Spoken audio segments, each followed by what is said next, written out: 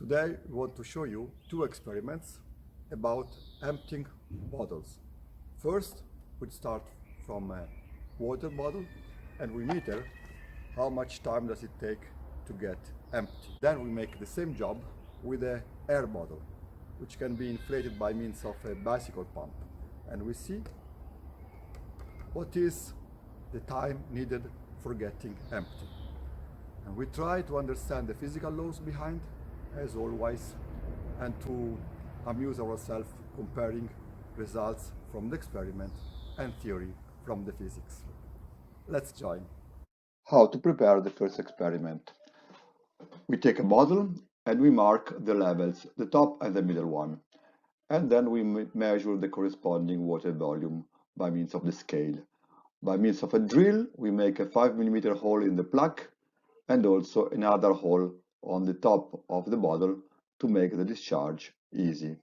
We need to measure how much time the water takes from the upper level to this middle level of the bottle. Not further below, because the geometry is changing a little bit strangely, so we want to make it simple. Then we start 1, 2, 3, now.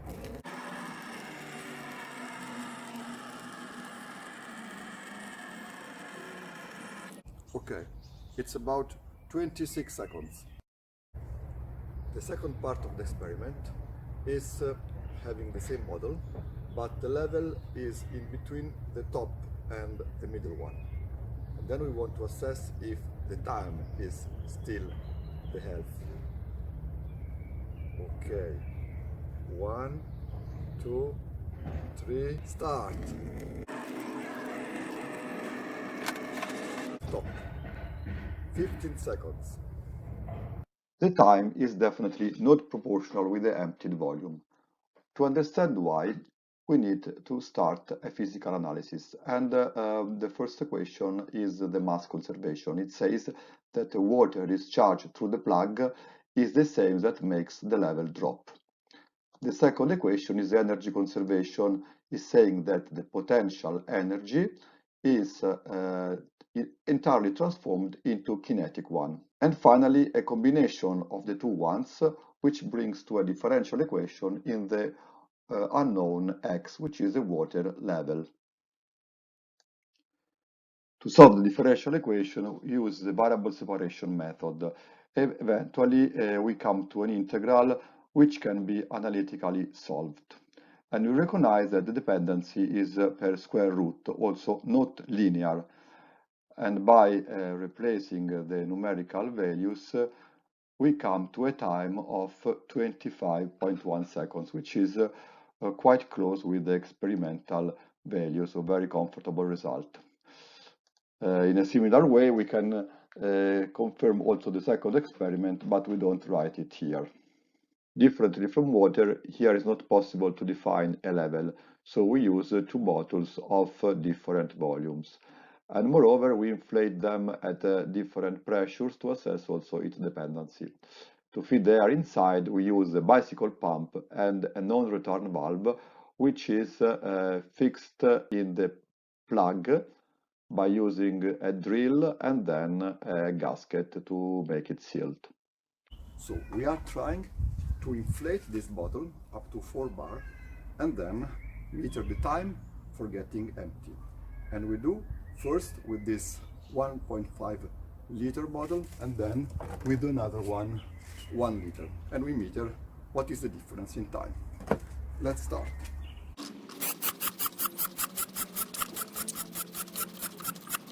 Start metering the time. 1, 2, 3, now!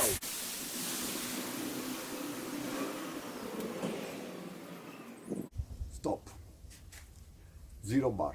Second experiment, the 1 liter bottle. We plug the hole here and we give pressure inside. We start. 1, 2, 3, now! Stop. Now another experiment. Still the bottle as before, of 1 liter, but now we inflate it up to 2 bar instead of 4, and we meter the time for getting empty. Let's start. 1, 2, 3, start. Stop. Zero pressure. Actually, the time and the volume are proportional, but time and pressure are not. Let's discover why. So, as before, we write the corresponding equations. So, number 1, the mass conservation, number 2, the energy conservation, and those two we had also for the water, even though with different formulation. And then number 3, the equation of the transformation, which is the adiabatic one. Number 4, the equation of the ideal gases. And the relevant constants are also displayed aside. We need now to develop such equations by definition of enthalpy and replacing the adiabatic transformation. We come to the following expression for the discharge speed. From the equation 3 with logarithmic derivation, we come to the expression above, which is a differential form, and then by integration and using the gas property to the number 5 and 6.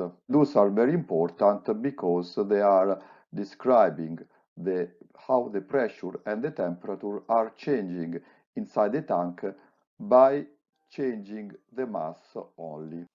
Finally, we have the equation of the adiabatic relation between density and pressure, which gives the density during the expansion, and the mass conservation using the values above.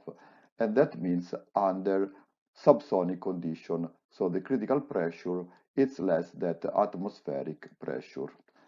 If the critical pressure is greater than the atmospheric pressure, we have chucked flow, and the equation of the speed displayed in the slide before cannot be used because eventually we are in the sonic region. And the speed becomes the speed of the sound, which depending upon the temperature only. Which temperature is given here is not the temperature of the tank nor the temperature of the outside, but is a critical temperature, which is also a function of the temperature of the tank.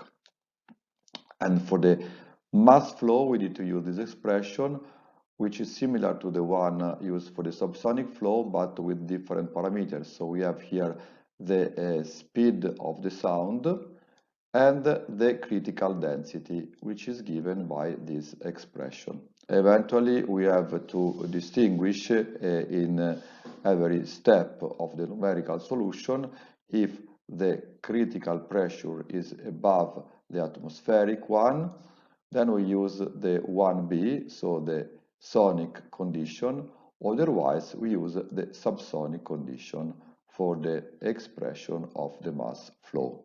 We have come to the last effort to find the right sequence and fill a corresponding table for the numerical solution.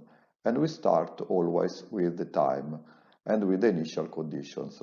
So what we know the mass of the bottle at the beginning, the pressure inside, the temperature inside, the density we can calculate by means of this easy formula, and then we calculate also the critical conditions by using the corresponding formulas, and the velocity in the adiabatic condition. Which one to be used for the calculation of the mass flow we have seen in the previous slide is depending upon the value of the critical pressure here, which is very important. And then for the second step, we determine the mass as difference of the mass before and the mass flow times delta T, the pressure and the temperature by means of the formulas 5 and 6, the density as before, and the critical values also in the same way, and so on. Here below we have a numerical example where the critical conditions are displayed in this orange square. The result of the numerical simulation is given here. The pressure is absolute, so also for bar means 500 kilopascal, and atmospheric conditions means 100 kilopascal. All the needed input values and constant parameters are given here beside. So the red are the input, the blue are the constant, and the final result is given in the table below and is compared with the results from the experiments here. So you can see that our values are quite close, so the simulation is satisfactory.